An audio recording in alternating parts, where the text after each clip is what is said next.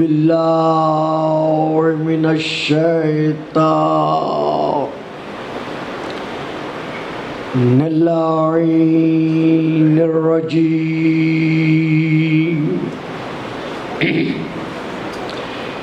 بسم اللہ الرحمن الرحیم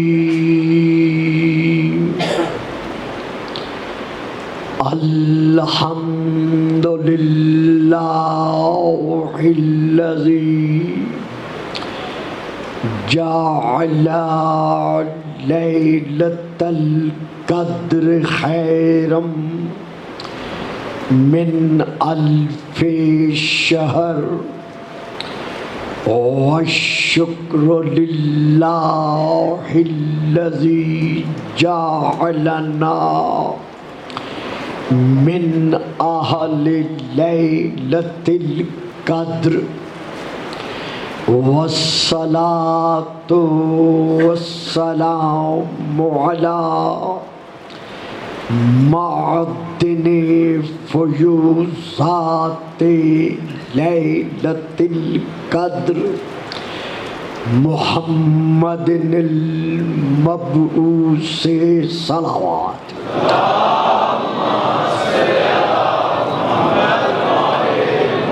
قبل لیلۃ القدر وعلی جواہر علل ما ظہر فی لیلۃ القدر ثم الصلاۃ علی آلہ الذین هم محال کتاب اللہ المنزل فی لیلۃ القدر بل ہم کتاب اللہ الناطق المنزل فی لیلۃ القدر وعلی شیعتہم الذین هم اوراق کتاب اللہ الذی نزل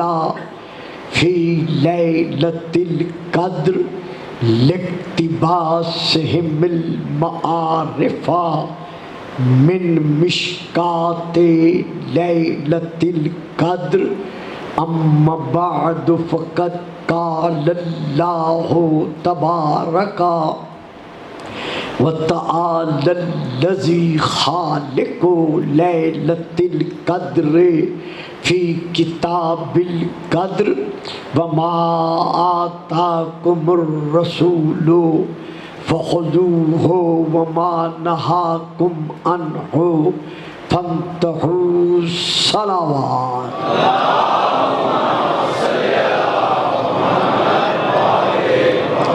نعرہ تکبیر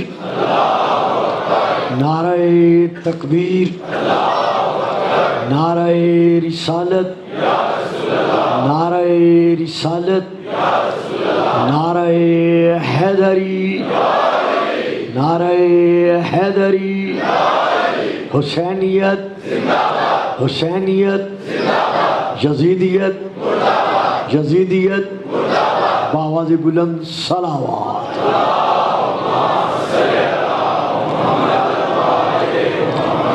صاحبان علم و معرفت و محبت و مودت، جس طرح گزشتہ تقاریر میں یہ عرض کیا جا چکا ہے کہ برہان کی دو قسمیں ہیں۔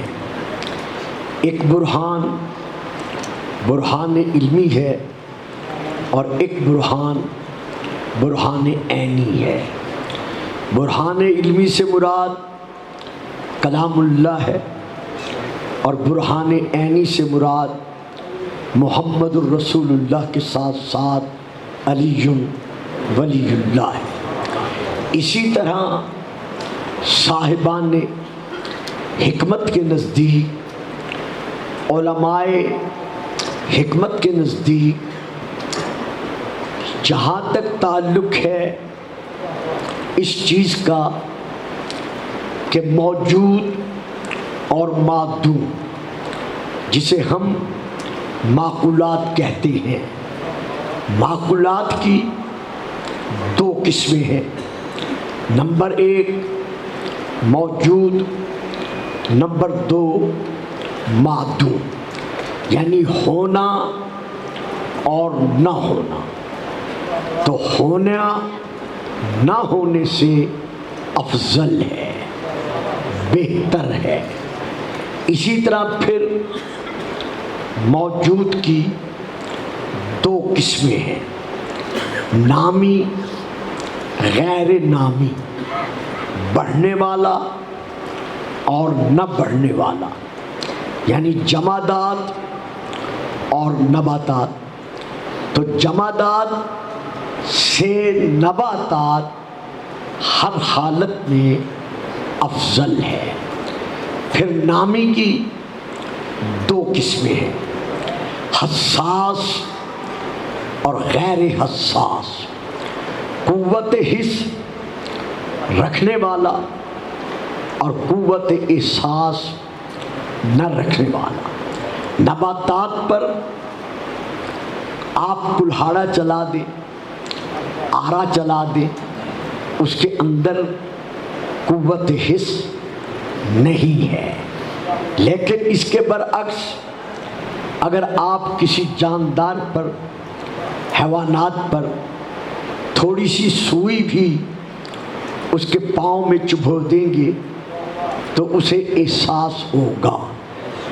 یہی وجہ ہے کہ حساس غیر حساس سے افضل ہے۔ پھر حساس کی دو قسمیں ہیں، ناطق، غیر ناطق، ایک بولنے والا اور ایک نہ بولنے والا۔ پھر بولنے والا نہ بولنے والے سے افضل ہے۔ آپ درود پڑھ دیجئے گا، صلوات۔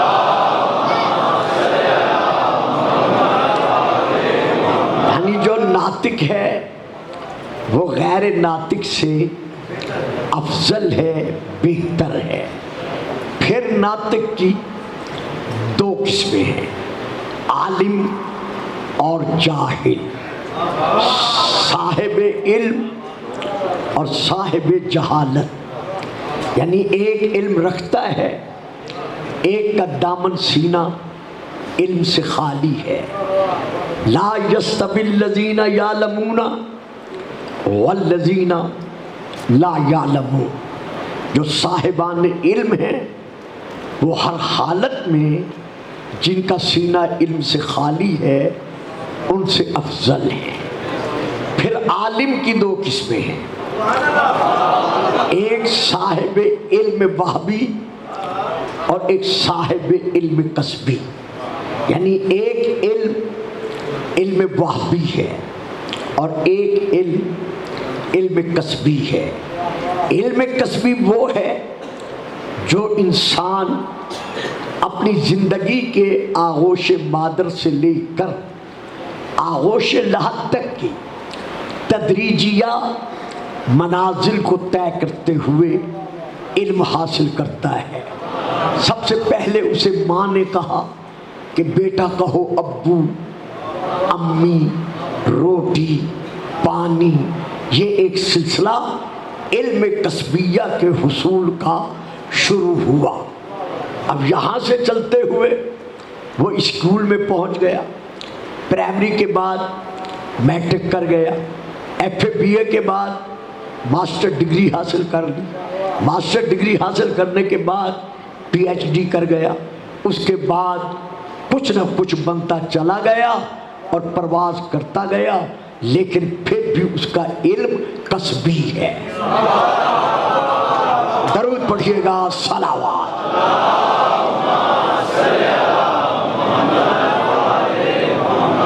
جتنا بھی کسب کے ذریعے سے علم حاصل کر لے اور جتنی علم کی انتہا پر پہنچ جائے، لیکن اللہ اس کے لیے اعلان کر رہا ہے، وَمَا أُوتِيتُم مِّنَ الْعِلْمِ إِلَّا قَلِيلًا۔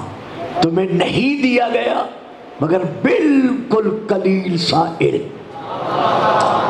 یعنی علم کی جس منزل پر بھی یہ حضرت انسان پہنچ جائے تو اس کا علم کسبی ہے، اور اس کے لیے اللہ کا فیصلہ ہے کہ بالکل قلیل سا علم دیا گیا ہے. لیکن اس کے برعکس ایک علم وہبی ہے. کسبی اور وہبی علم میں فرق کیا ہے؟ جو زبان رسالت سے سن کر علم حاصل کیا گیا وہ کسبی ہے، اور جو زبان رسالت چوز کر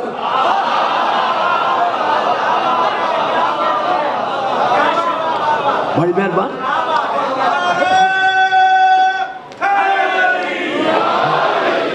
جو زبان رسالت سے سن کر علم حاصل کیا گیا وہ کسبی ہے، اور جو زبان رسالت چوز کر پروان چڑھا اس کا علم وہبی ہے. جو دست رسالت پہ جھکا اس کا علم کسبی ہے، جو دست رسالت میں پلا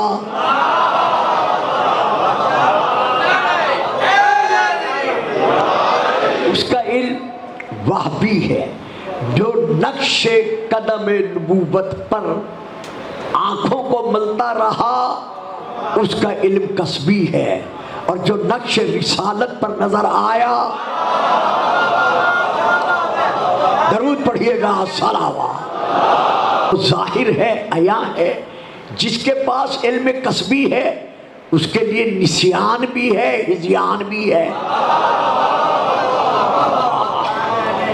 لیکن جس کا علم وہبی ہے وہاں نسیان اور ہذیان کا شائبہ تک بھی نہیں ہے. جیسا کہ ہم قرآن میں دیکھتے ہیں وَمِنْهُمْ مَنْ يَسْتَمِعُ إِلَيْكَ حَتَّى إِذَا خَرَجُوا مِنْ عِنْدِكَ قَالُوا لِلَّذِينَ أُوتُوا الْعِلْمَ مَاذَا قَالَ آنِفًا. میرا حبیب، یہ تیرے گردہ گرد، یہ تیرے آس پاس، یہ بیٹھنے والے تیرے صحابی بڑے غور کے ساتھ، بڑی توجہ کے ساتھ یہ تیری بات سنتے ہیں، تیرے خطبات سنتے ہیں. وَمِنْهُمْ مَنْ يَسْتَمِعُ إِلَيْكَ، کان لگا کر بڑی توجہ سے تیری بات سنتے ہیں. حَتَّى إِذَا خَرَجُوا، لیکن جب یہاں سے نکل کر باہر جاتے ہیں قَالُوا لِلَّذِينَ أُوتُوا الْعِلْمَ مَاذَا قَالَ آنِفًا، تو جن کا علم وہبی ہے ان سے پوچھتے ہیں کہ ابھی ابھی رسول نے کیا کہا تھا.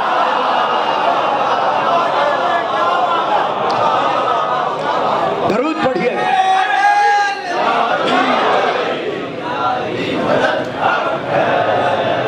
یہ ان سے پوچھتے ہیں کہ ابھی ابھی رسول نے کیا کہا تھا.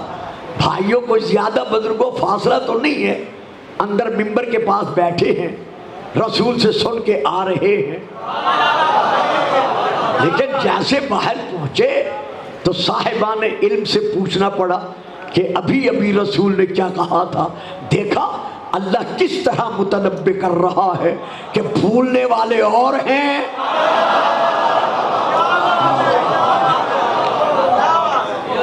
تو یہاں پر ہم یہ دیکھتے ہیں حضرت آدم علیہ السلام کا علم وحی ہے. وَعَلَّمَ آدَمَ الْأَسْمَاءَ كُلَّهَا، اللہ نے کل اسماء کا علم حضرت آدم کو عطا کر دیا. اسی طرح حضرت داؤد اور حضرت سلیمان علیہ السلام کا علم وحی ہے. وَلَقَدْ آتَيْنَا داؤد وسلیمان علما، ہم نے داؤد کو اور سلیمان کو علم عطا کیا. عطا کرنے والا اللہ ہے، لہذا علم وحبی ہے. اسی طرح فقد آتینا آل ابراہیم الکتاب والحکمت، ہم نے ابراہیم اور آل ابراہیم کو کتاب اور حکمت کا علم بخشا. تو یہاں علم وحبی ہے. اسی طرح وَلَقَدْ آتَيْنَا مُوسَىٰ وَهَارُونَ الْفُرْقَانَ، ہم نے موسیٰ کو اور ہارون کو فرقان کا یعنی تورات کا علم بخشا۔ اب یہاں میں رکتا ہوں اگلی آیت پڑھنے سے پہلے۔ وَلَقَدْ آتَيْنَا مُوسَىٰ وَهَارُونَ الْفُرْقَانَ، ہم نے موسیٰ کو اور ہارون کو تورات کا علم بخشا۔ جس قدر مسلمانان عالم کے علماء ملت اسلامیہ ہیں، یہاں مدرسہ، یہاں کلیہ، یہاں مدرسہ، یہاں یونیورسٹی، منہاج الحسین سے لے کر مکہ یونیورسٹی تک اور ازہر یونیورسٹی تک، جس سے مرضی میں آئے پوچھ لو، وہ یہی کہے گا کہ تورات نازل موسیٰ پر ہوئی ہے، ہارون پر نہیں ہوئی۔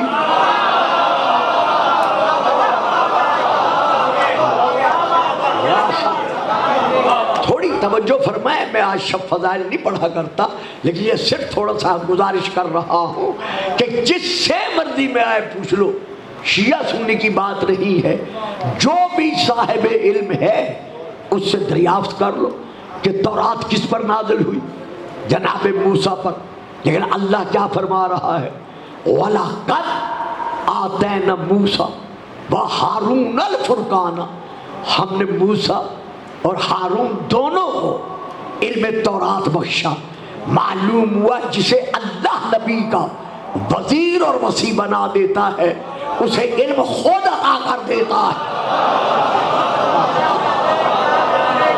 تو جس طرح جناب موسیٰ کے سینے میں علم تورات تھا، اسی طرح جناب ہارون کے سینے میں علم تورات تھا۔ اب آئیے اس حدیث کی طرف جو متفق علیہ ہے، شیعہ اور غیر شیعہ ہر دو کے ہاں کتابوں میں یہ پائی جاتی ہے کہ رسول پاک نے ارشاد فرمایا، یا علیو انت منی بمنزلۃ ہارون من موسیٰ۔ درود پڑھیے گا، صلوات۔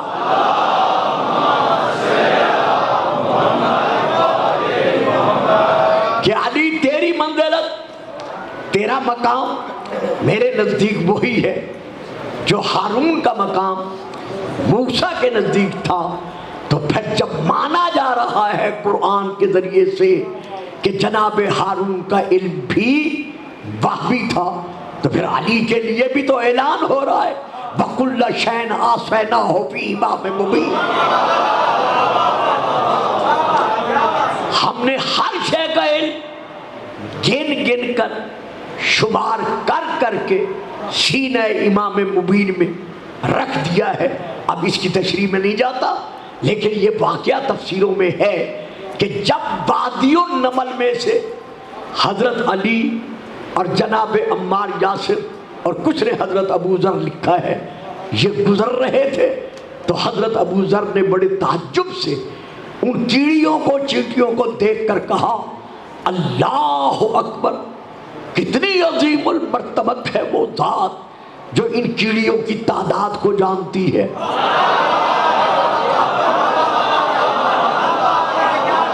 کتنی عظیم المرتبت ہے وہ ذات جو ان چیڑیوں کی تعداد کو جانتی ہے۔ حضرت علی نے فرمایا نہیں، یہ نہ کہو۔ مولا پھر کیا کہوں؟ فرمایا یہ کہو کتنی عظیم ہے وہ ذات جو ان کو خلق کرنے والی ہے۔ کہا مولا کوئی ان کی تعداد کو جاننے والا بھی ہے؟ اب امام نے خود یہ آیت پڑھی کہ کیا تم نے یہ آیت نہیں پڑھی؟ وَكُلَّ شَيْءٍ آتَيْنَاهُ فِي إِمَامٍ مُبِينٍ، ہم نے ہر شے کا علم سینہ امام مبین میں رکھ دیا ہے۔ وہ امام مبین میں علی ابن ابی طالب ہوں۔ میں صرف ان کی تعداد نہیں بتا سکتا، میں یہ بھی بتا سکتا ہوں کہ ان میں نر کتنے ہیں اور مادہ کتنے ہیں۔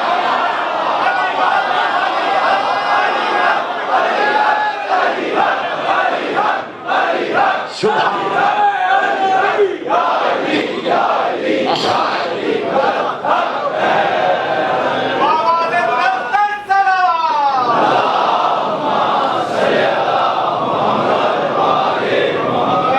میں صرف بڑی مہربانی پھر درود پڑھیے گا، صلوات۔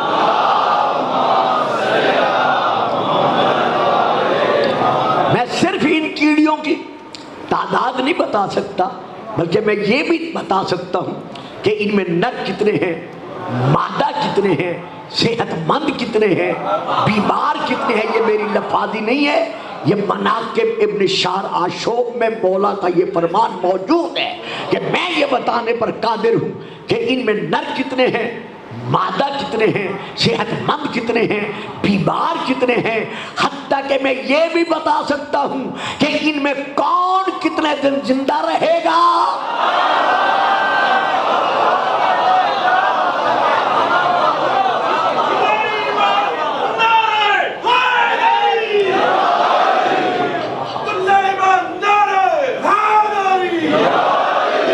اور کون کتنے دن کے بعد مر جائے گا۔ تو یہ علم وہبی ہے۔ اگر علم کسبی اور وہبی کو میں اس وقت نہیں لے رہا، اگر آسان اعتبار سے لینا چاہتے ہیں ہم سب، تو دو لفظوں میں فرق واضح ہو رہا ہے، یعنی ہر سوال کا جواب دینے میں جلدی نہ کیا کرو۔ میں تو صرف لفظوں میں فرق دکھا رہا ہوں، بڑی مہربانی لفظوں میں فرق دیکھیے گا۔ یعنی ہر سوال کا جواب دینے میں عجلت سے کام نہ لیا کرو، جلدی نہ کیا کرو۔ کبھی ایسا بھی ہو سکتا ہے کہ بھول بھی سکتا ہے انسان، غلطی بھی کر سکتا ہے۔ آپ نے زیر لب مسکراتے ہوئے ارشاد فرمایا، اچھا یہ بتاؤ تمہارے ہاتھ کی انگلیاں کتنی ہیں؟ تمہارے اپنے ہاتھ کی انگلیاں کتنی ہیں؟ جلدی سے کہا 5۔ فرمایا سوچا نہیں، خیال نہیں کیا، جلدی میں جواب دے دیا۔ کہا یعنی یہ بھی کوئی سوچنے کی بات ہے؟ ہر وقت میرا ہاتھ میری آنکھوں کے سامنے رہتا ہے۔ فرمایا جس طرح تیرا ہاتھ تیری آنکھوں کے سامنے رہتا ہے، اسی طرح ہر ذرہ کائنات علی کی آنکھوں کے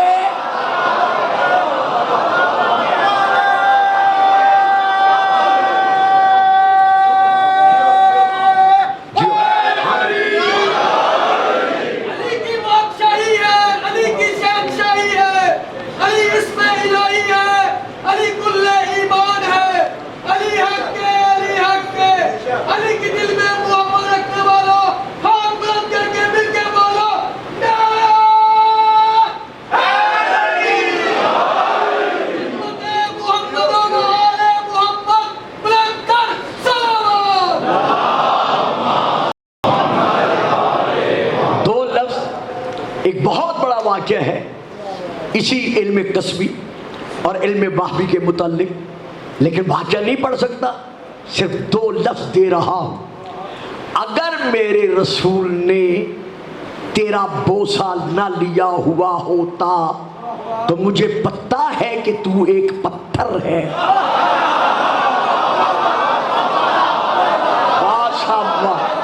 میں نے کتنے جلدی سمیٹ لیا ہے اور کیسے آپ خاموش ہو گئے ہیں۔ اگر میرے رسول پاک نے تیرا بوسہ نہ لیا ہوا ہوتا تو مجھے پتہ ہے تو ایک پتھر ہے، بے جان ہے، میں کبھی بھی تیرا بوسہ نہ لیتا۔ پیچھے سے ہاتھ اٹھا، شانے پہ آیا، کہا اب کہا ہے پھر نہ کہنا۔ کیا رسول کی حدیث بھول گئے ہو کہ یہ قیامت کے دن گواہی دے گا کہ کس نے مومن بن کے بوسہ لیا تھا اور کس نے منافق بن کر۔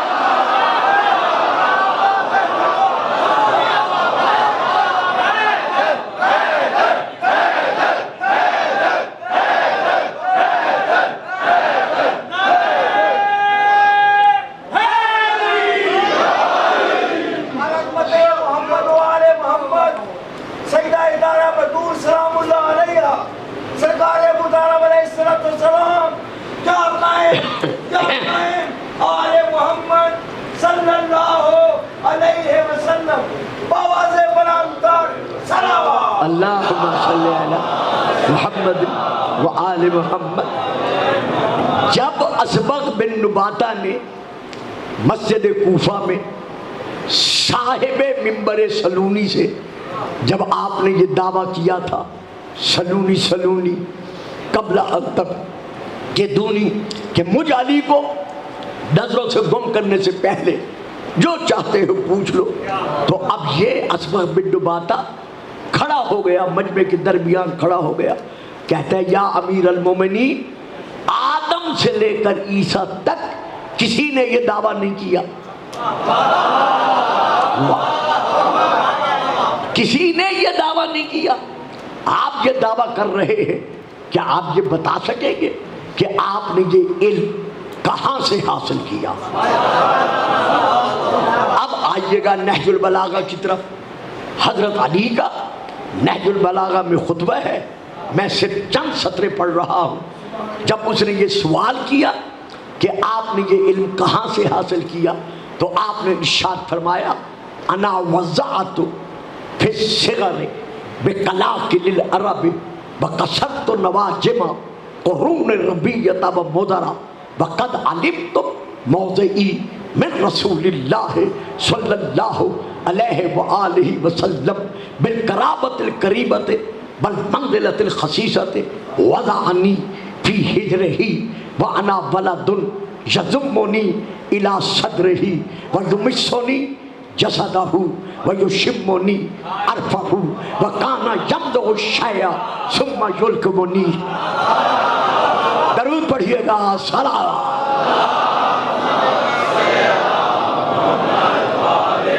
اچھا جو گم سم بیٹھے ہو دھیری دھیری صلوات اور بھی پڑھ دو، صلوات۔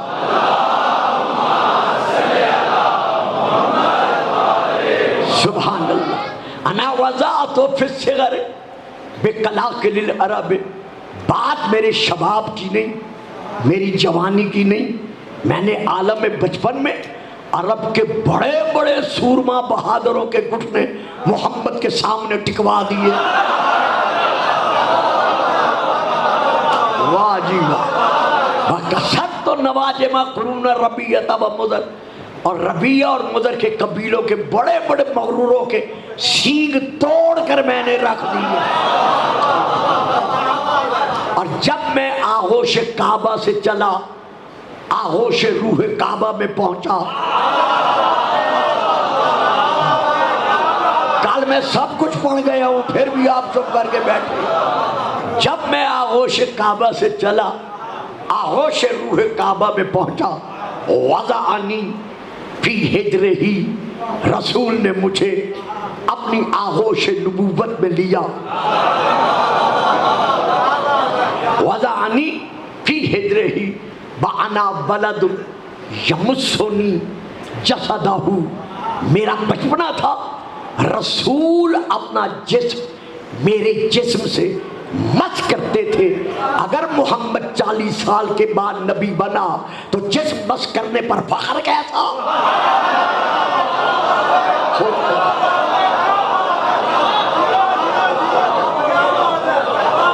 علی جو فخر کر رہے ہیں، انا ولد یمسنی جسدہ، میں بچہ تھا، بچپنا تھا، رسول اپنا جسم میرے جسم سے مس کرتے تھے۔ واشم ریح النبوت، اور میں نبوت کی خوشبو سونگتا تھا۔ نہیں پڑھوں گا، نہیں پڑھوں گا، جو چہرے میں جانتا ہوں انہیں بولنا پڑے گا۔ واشم ریح النبوت، میں نبوت کی خوشبو سونگتا تھا۔ بھائی دنیا میں آیا ہے جب رسول 30 سال کے تھے، رسول کی گود میں پہنچا ہے جب رسول 30 برس کے تھے ظاہراً، اور پہلی وحی رسول پر نازل ہو رہی ہے جب رسول 40 برس کے تھے، اور یہ اب کہہ رہا ہے کہ میں رسول کی گود میں نبوت کی خوشبو سونگتا تھا۔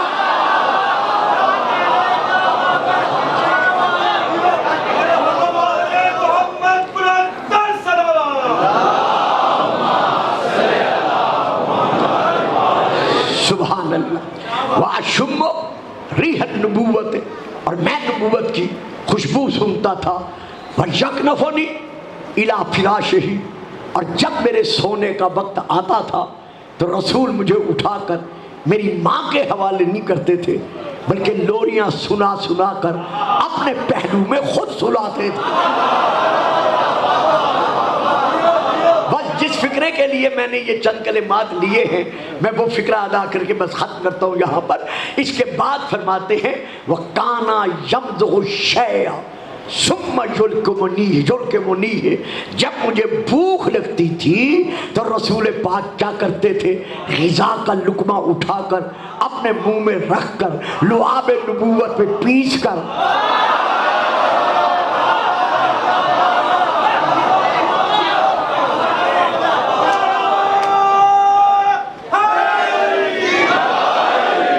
سبحان اللہ، سلامت رہو، آباد رہو۔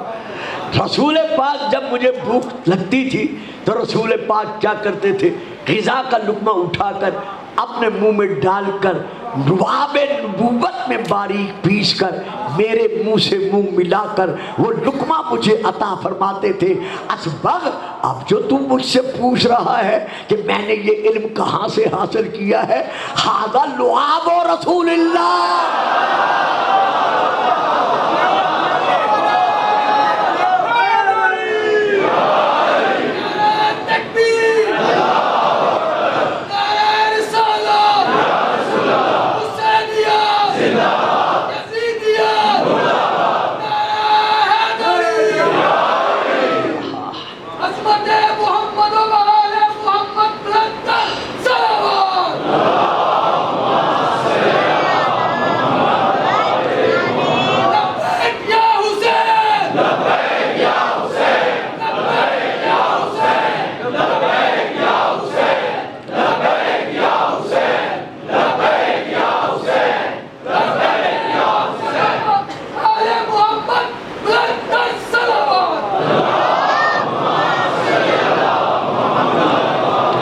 مہربانی بیٹا، مہربانی حضور، ھذا لعاب رسول اللہ، یہ تو رسول پاک کے لعاب کا اثر ہے۔ تو اب یہاں میں بڑے عرصے سے کہتا چلا آ رہا ہوں ایک فکرہ کہ جس کے لعاب کے اثر کا نام علم علی ہے،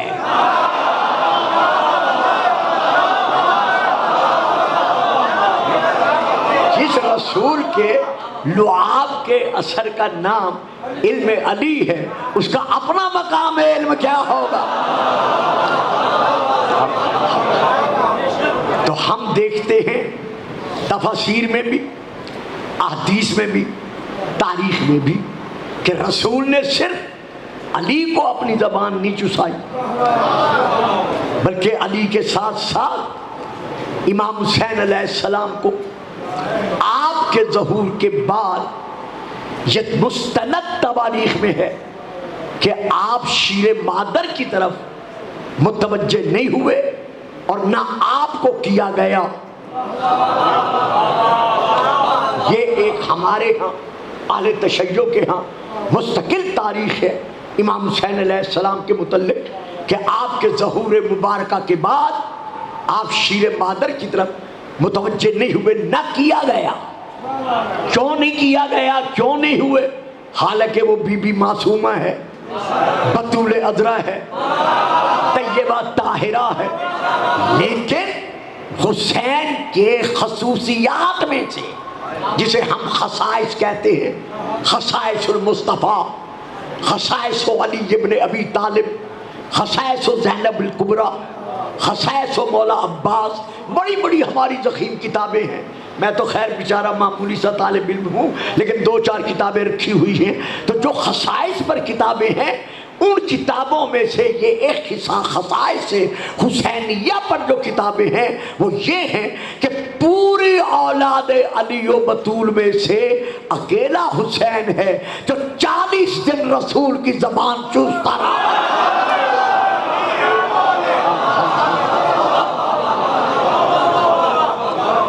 درود پڑھیے گا، صلوات۔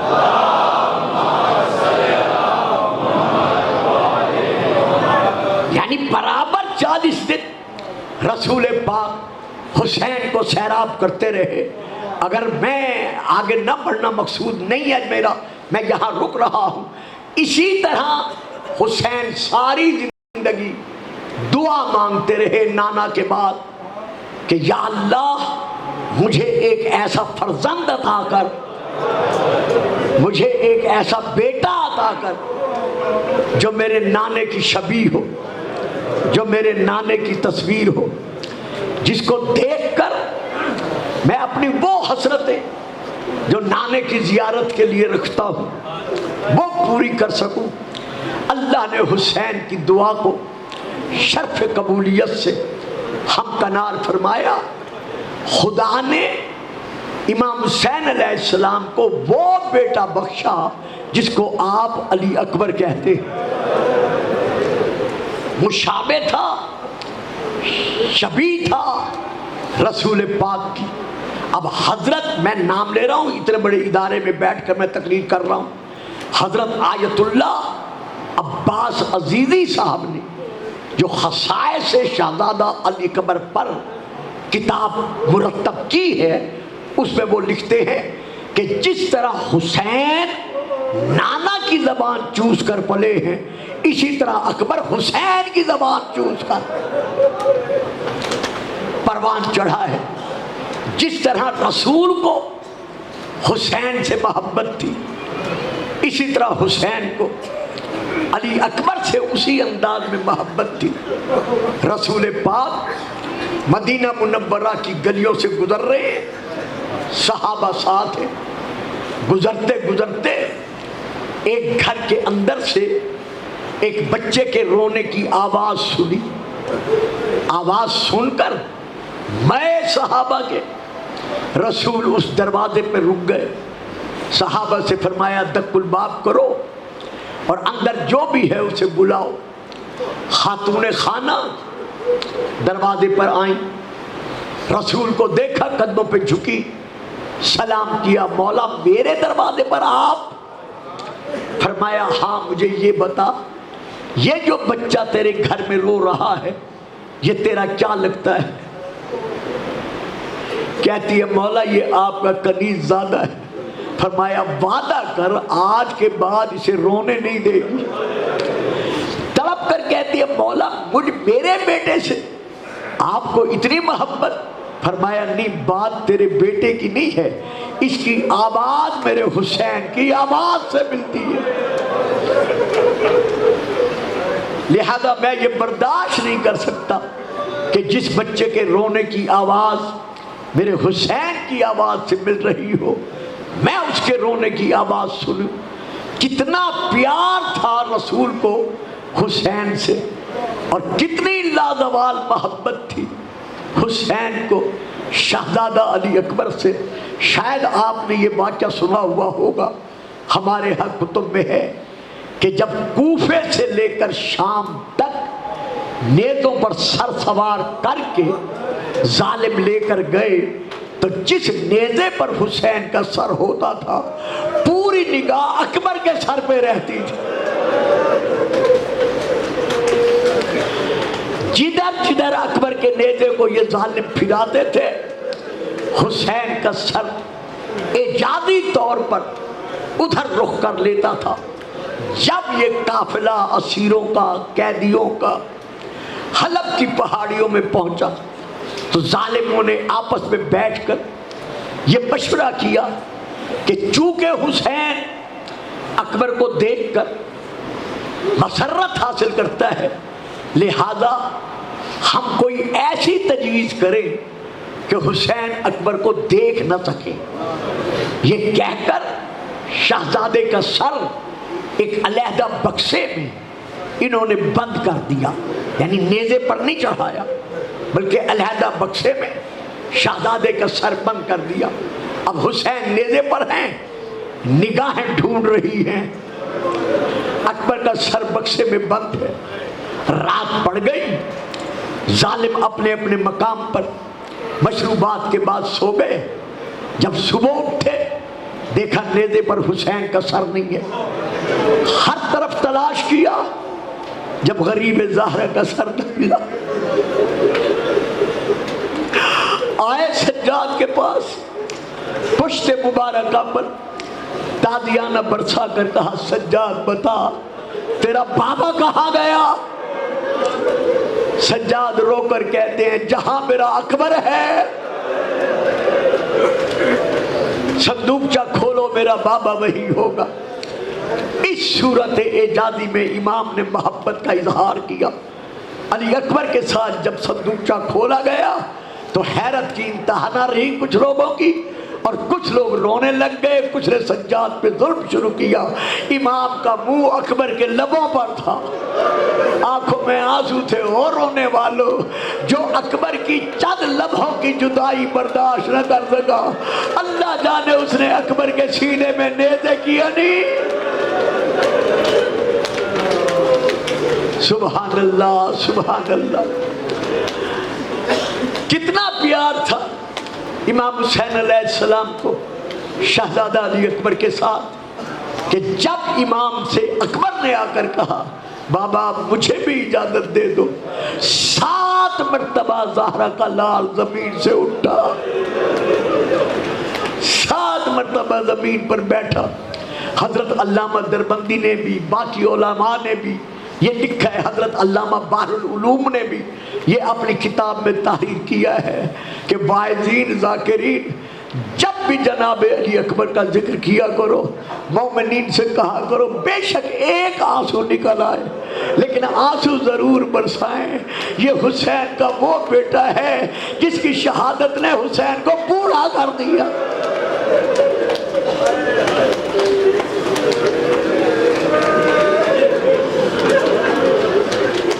جب ابن زیاد کے دربار میں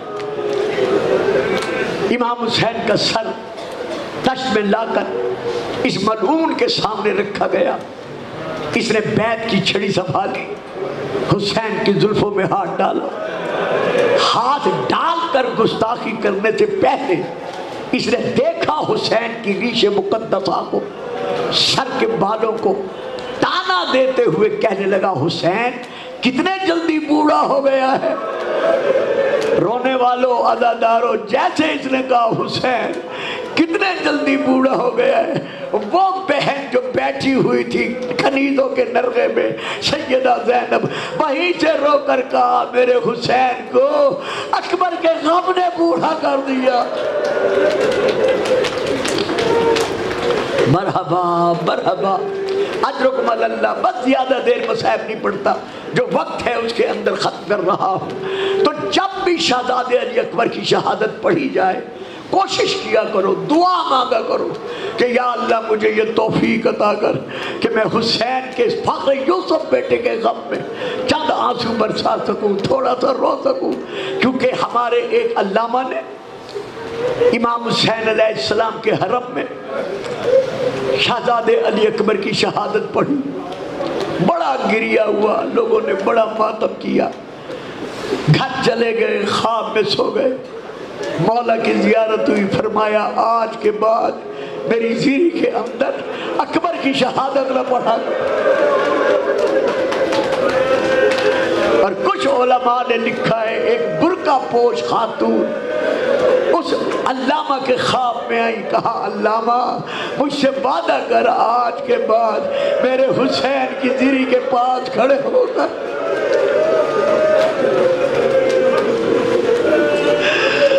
تو اکبر کی شہادت نہ پڑھا کر۔ اسی عالم خواب میں علامہ تڑپے، تڑپ کر کہا بی بی کیا مجھ سے گستاخی ہو گئی ہے، میں نے غلط پڑھ دیا ہے؟ فرمایا نہیں، تو نے تو صحیح پڑھ دی ہے، لیکن جب سے تو اکبر کی شہادت پڑھ کے آیا ہے زینب بھی رو رہی ہے۔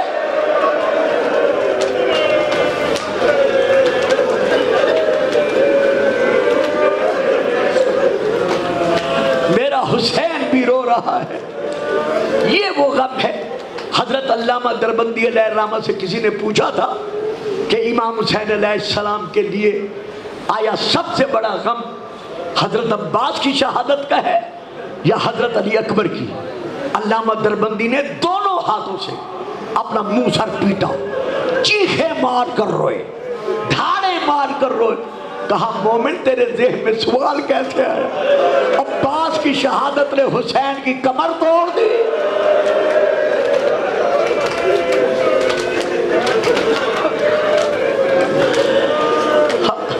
اور اکبر کی شہادت کے بعد حسین رو رو کے کہتا رہا اکبر میری آنکھوں کا نور گم ہو گیا اور میرا لال مجھے آواز دے، میں تجھے کہاں تلاش کروں؟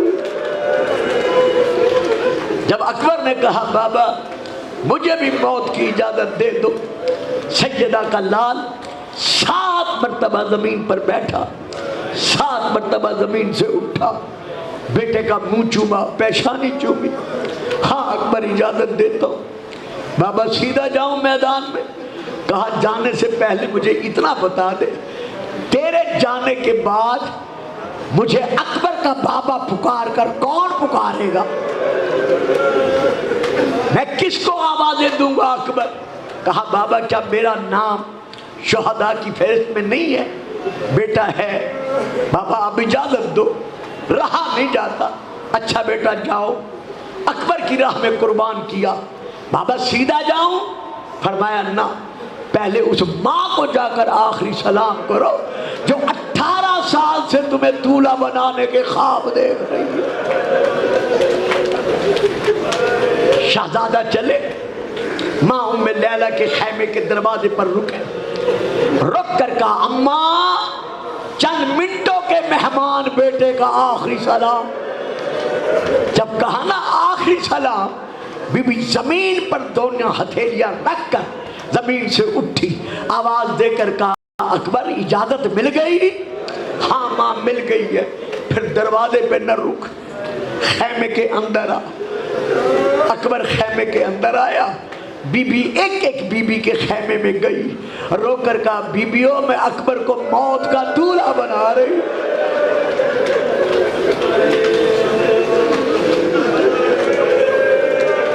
رو لو، جتنا رو سکتے ہو رو لو. آج کی رات وہ رات ہے، آج اکبر بھی موجود ہے، آج عباس بھی موجود ہے، آج قاسم بھی موجود ہے، آج جی بھر کے زینب بھی حسین کو دیکھ رہی ہے.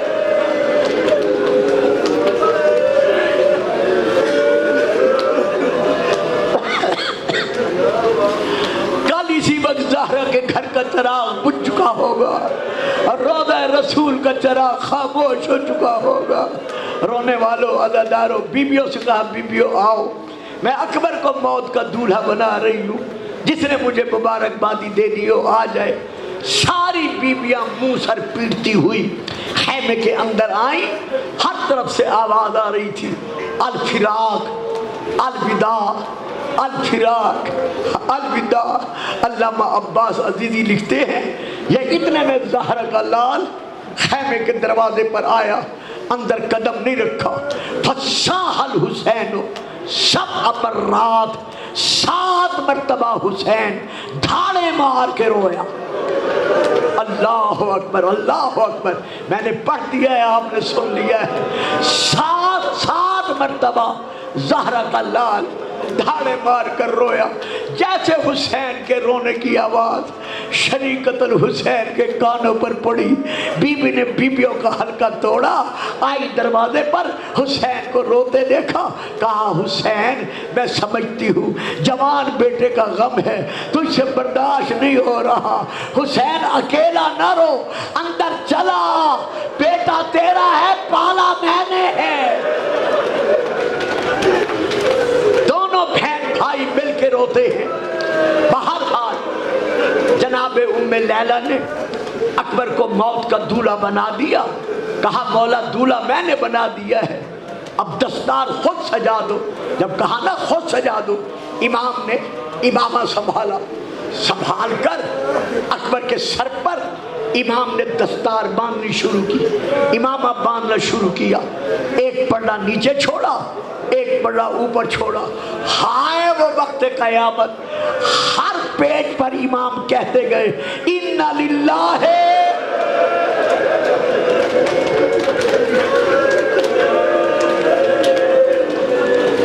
وَإِلَيْهِ رَاجِعُونَ. آخری پیج کے بعد امام نے نیچے والا پلڑا سنبھالا، سنبھال کر اکبر کی تحت الحنک باندھی. اولادوں والوں میں دعا کرتا ہوں خدا کسی بوڑھے باپ کو جوان بیٹے کی موت نہ دکھائے، جوانوں کی زندگانیاں دراز رہیں. جیسے امام نے تحت الحنک باندھی، سیدہ زینب حسین کے ہاتھ میں گری، گر کر کہتی ہے حسین جیتے جی میرے اکبر کو کفن پہنا رہے ہو. اللہ اکبر، اللہ اکبر. کہا بہن جی بھر کے دیکھ لو. اکبر نے جا کے واپس نہیں آنا. بس اکبر روانہ ہوا. یہ واحد تاریخ ہے، واحد شہید ہے کربلا کا امام حسین کے علاوہ کہ جس کی رخصتی کے وقت 70 مرتبہ خیمے کا پردہ اٹھا اور 70 مرتبہ گرا. کبھی پھوپھیوں نے روکا، کبھی ماؤں نے روکا، کبھی چھوٹی چھوٹی سکینہ نے ہاتھ باندھ کے رو کر کہا اکبر جانے سے پہلے اتنا بتا دے آج محرم کی کون سی تاریخ ہے؟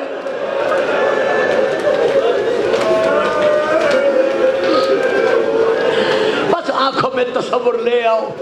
یہ راتیں ہمارے پڑھنے کی نہیں ہوتی، یہ کربلا کو تصور میں رکھنے کی ہوتی ہیں. اکبر جانے سے پہلے اتنا بتا دے آج محرم کی کون سی تاریخ ہے؟ جھک کر بہن کے سر کا بوسہ لیا، بوسہ لے کر کہتے سکینہ یہ بھی کوئی پوچھنے کی بات ہے، تجھے پتہ ہے آج محرم کی 10 تاریخ ہے. 10ویں کا نام آنا تھا. 2 قدم پیچھے ہٹ کر کہتی ہے اکبر بتاؤ سغرا سے کس دن کا وعدہ کیا تھا؟ ہائے تیرے نقش قدم پر منہ رکھ کر چیخے مار کے رو رہی ہوگی. سلام کیا، الوداعی سلام کر کے جناب اکبر چلے. ابھی چلے ہی تھے 2-4 قدم. یہ ہر سال میں روایت پڑھتا ہوں، جب سے پڑھ رہا ہوں پڑھتا ہوں. 2-4 قدم چلے تھے، گھوڑا ابھی 2-4 قدم چلا، یک خیمے کا پردہ اٹھا. جناب فضہ روتی ہوئی آگے بڑھی، آواز دے کر کہتی ہیں اکبر تجھے جوانی کا واسطہ رک جا. جناب اکبر نے سواری روکی، گردن پھیر کر دادی فضہ کو روتے دیکھا. کہا دادی فضہ خیر تو ہے، اس طرح منہ سر پیٹ کر رو رہی ہو؟ کہا میں بتا نہیں سکتی، میں خیمے کا پردہ اٹھاتی ہوں، ذرا اپنی آنکھوں سے دیکھ. اور بھائیوں والو اب جو بی بی فضہ نے خیمے کا پردہ اٹھایا اکبر نے کیا دیکھا؟ سید سجاد ہے.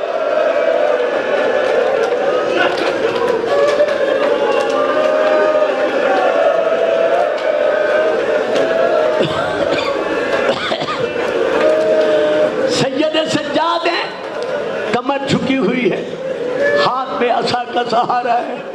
آواز دے کر کہتے ہیں اکبر جلدی نہ کر، ایک بار مجھے بھی گلے لگا جا، مجھے معلوم ہے تو نے جا کے واپس نہیں آنا.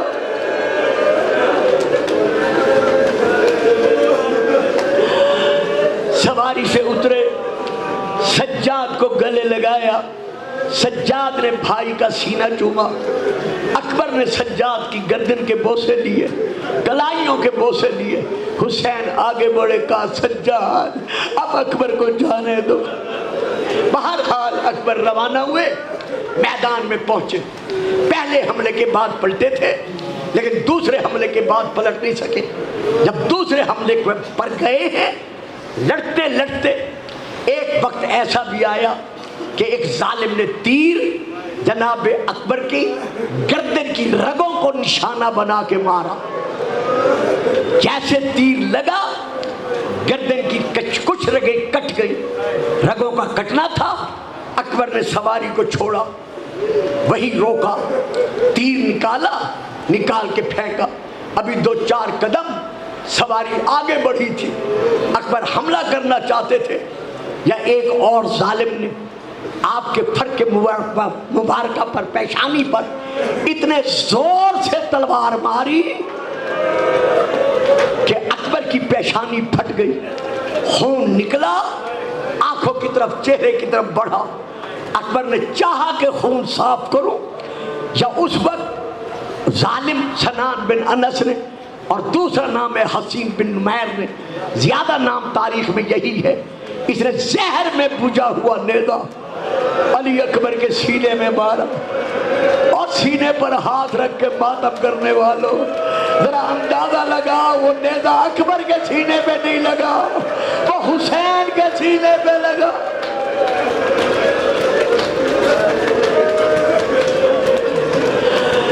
سینے سے گزر کر کلیجے سے پار ہو کر انی پار گزر گئی. اب جو اس نے زور لگا کر کھینچا نیزہ ٹوٹ گیا. انی سینے کے اندر کلیجے میں رہ گئی۔ اکبر اس حالت میں ہے، کبھی دائیں جھکا کبھی بائیں جھکا۔ منقذ بن مرہ نے زور سے آپ کے سر پر گرد مارا، گرد کا لگنا تھا، اب اکبر سنبھل نہ سکا، سر پھٹ گیا، اپنے آپ کو گھوڑے پر گرا دیا، گردن پر گرا دیا۔ چاروں طرف سے اتنے تیر برسے کہ اکبر کا جسم سوراخ ہو گیا۔ گھوڑے کی آنکھوں میں تیر لگے، بجائے خیمے گاہ آنے کے گھوڑے کا رخ فوجوں کی طرف ہو گیا۔ کسی نے نیزہ مارا، کسی نے تلوار ماری، کسی نے تیر مارے، روکنے والا تو کوئی نہیں تھا۔ ہائے وہ وقت قیامت جب اکبر دین سے زمین پر آیا، آواز دے کر کہا بابا میرا آخری سلام۔ اب حسین نے رو کر کہا اکبر قتلو کا، انہوں نے تجھے بھی قتل کر دیا، تو تو شبیہ پیغمبر تھا، تو تو تصویر رسول تھا۔ تھاڑے مار کر حسین چلے۔ جب چلے تو اب یہاں دو روایتیں ہیں، علامہ صاحب تشریف فرما ہے، میں اس لیے حوالہ دے رہا ہوں۔ علامہ عباس عزیزی نے خصائص اکبر میں یہ فکر لکھے ہیں کہ پڑھنے والے پڑھتے ہیں کہ صرف بی بی زینب خیمے سے باہر آئی، حالانکہ اکبر کے گرنے پر تمام بیویاں منہ سر پیٹتی ہوئی خیمے سے باہر آئیں، لیکن حسین نے سب کو تلقین صبر کر کے جب خیمے میں واپس بھیجا، بیویاں اکبر کا نوحہ پڑھ رہی تھی۔ حسین چلے اکبر کی طرف، جیسے ہی پہنچے اکبر کو زمین پر تڑپتے دیکھا۔ اب زہرا کا لال پاؤں کے سہارے چل نہ سکا، ستاون برس کا حسین کونیوں اور گھٹنوں کے بل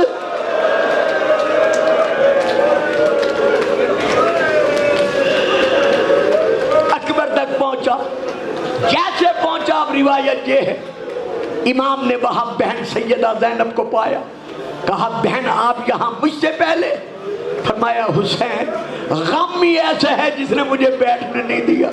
کہا بہن میرے جیتے جی باہر نہ ہو، جاؤ خیمے میں جاؤ، میں اکبر کو لے آتا ہوں۔ کہا وعدہ کرو زندہ ملاؤ گے؟ کہا بہن لے آتا ہوں۔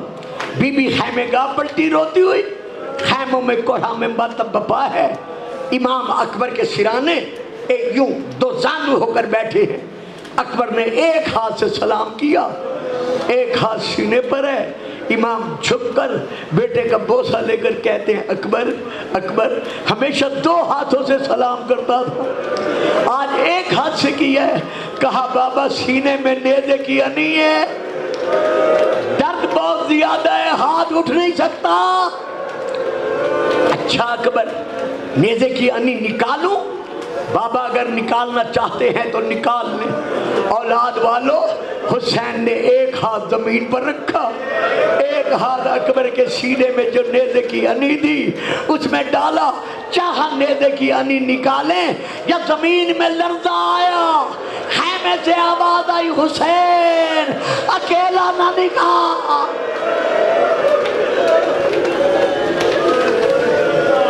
مرحبا مرحبا مرحبا۔ حسین نے لاشا اٹھایا۔ کیسے اٹھایا؟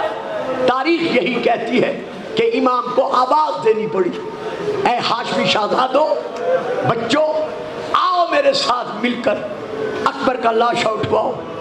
روتے حسین لاشا لائے، آ کر خیمہ گاہ میں امام نے لاشے کو رکھ دیا۔ ساری بیبیاں گردا گرد جمع ہو کر ماتم کرنے لگی، ہائے مدینہ، ہائے اکبر، ہائے حسین، ہائے مظلوم۔ جب چاروں طرف سے رونے کی آواز بلند ہوئی، اکبر نے ایک یوں آنکھیں کھولی، روتے ہوئے بابا کو دیکھا، کچھ کہا۔ اکبر کیا کہتے ہو؟ بابا وہ دیکھو پھوپھی زینب رو رہی ہے، پھوپھی ام کلثوم رو رہی ہے، میری ساری پھوپھیاں رو رہی ہیں، میری مائیں رو رہی ہیں۔ اکبر تیرا غم بھی ایسا ہے جو کسی سے برداشت نہیں ہو سکتا۔ بابا وہ دیکھو کبرا بھی رو رہی ہے، میری سکینہ بھی رو رہی ہے۔ کہا اکبر کیا کہنا چاہتے ہو؟ کہا بابا اگر ہو سکے تو باعجاز امامت مجھے صغرا دکھا دو۔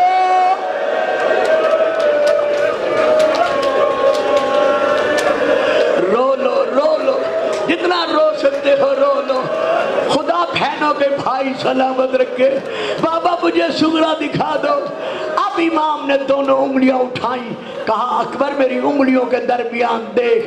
اب جو اکبر نے دیکھا، زمین سے اکبر کا لاشا تڑپا۔ اکبر کیا منظر دیکھا ہے؟ کہا بابا جہاں مدینے سے چلتے وقت میں نے صغرا سے آخری وعدہ کیا تھا، میرے نقش قدم میں صغرا کا منہ ہے، کربلا کی طرف رخ ہے، رو رو کے کہہ رہی ہے اکبر اکبر تیرے وعدے کا دن گزرنے والا ہے، اکبر بہن مرنے والی ہے، اکبر میرا جنازہ کون اٹھائے گا؟ ماتم علی اکبر، ماتم علی اکبر، ماتم علی اکبر۔